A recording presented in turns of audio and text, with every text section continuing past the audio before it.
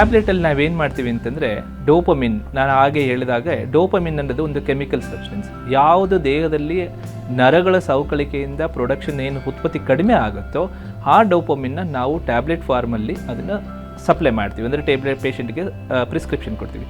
ಆ ಟ್ಯಾಬ್ಲೆಟ್ನ ತೊಗೊಂಡಾದಾಗ ಏನಾಗುತ್ತೆ ಅಂತಂದರೆ ಅದು ದೇಹಕ್ಕೆ ಸೇರ್ಕೊಂಡು ರಕ್ತದಿಂದ ಬ್ರೈನಿಗೆ ನರಗಳಲ್ಲಿ ಅದರದ್ದು ಆ್ಯಕ್ಷನ್ ಬಂದಾದಾಗ ಆ ಶೇಕ್ ಆಗೋದು, ನರಗಳ ಡೋಪಮಿನ್ ಉತ್ಪತ್ತಿ ಕಡಿಮೆ ಆಗೋದ್ರಿಂದ ಏನು ತೊಂದರೆಗಳು ಆಗುತ್ತೋ ಅದನ್ನು ಅದು ಬ್ಯಾಲೆನ್ಸ್ ಮಾಡುತ್ತೆ. ಹಾಗಾಗಿ ಪೀರಿಯಾಡಿಕಲಿ ಆ ಟ್ಯಾಬ್ಲೆಟ್ಗಳನ್ನ ರೆಗ್ಯುಲರಾಗಿ ತಗೊಳ್ಳೋದು ಬಹಳಷ್ಟು ಇಂಪಾರ್ಟೆಂಟು.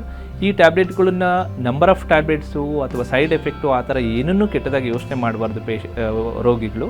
ಇದು ಕೇವಲ ಒಂದು ಪ್ರೋಟೀನ್ ಸಪ್ಲಿಮೆಂಟ್ಸ್. ಅಂದರೆ ಯಾವುದು ಡೋಪಮಿನ್ ಅನ್ನೋ ಪ್ರೋಟೀನ್ ದೇಹದಲ್ಲಿ ಕಡಿಮೆ ಉತ್ಪತ್ತಿ ಆಗುತ್ತೋ ಅದನ್ನು ನಾವು ಹೊರಗಡೆಯಿಂದ ಸಪ್ಲಿಮೆಂಟ್ ಮಾಡ್ತಿರ್ತೀವಿ.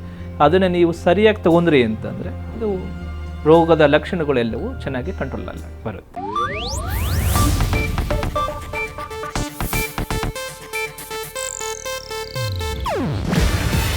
ಇದು ಏಷ್ಯಾನೆಟ್ ನ್ಯೂಸ್ ನೆಟ್ವರ್ಕ್ ಪ್ರಸ್ತುತಿ. ನೀವು ನೋಡ್ತಿದ್ದೀರಾ ಏಷ್ಯಾನೆಟ್ ಸುವರ್ಣ ನ್ಯೂಸ್.